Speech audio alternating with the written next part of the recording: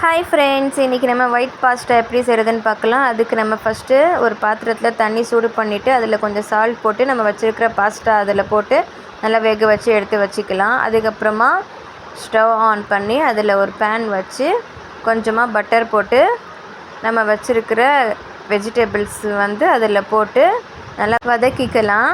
இதில் நம்ம sweet corn போட்டோன்னா இன்னும் சூப்பராக இருக்கும். நான் ஸ்வீட் கார்ன் தேடினேன், எனக்கு கிடைக்கல. சரி, நான் கேரட்டும் கேப்சிகமும் மட்டும் போட்டு வதக்கி தனியாக எடுத்து வச்சுக்கிட்டேன். அதுக்கப்புறமா அதே பேன்லேயே 2 ஸ்பூன் பட்டர் போட்டு அது மெல்ட் ஆனதுக்கப்புறமா 2 ஸ்பூன் மைதா போட்டு அதில் நல்லா மிக்ஸ் பண்ணிக்கலாம்.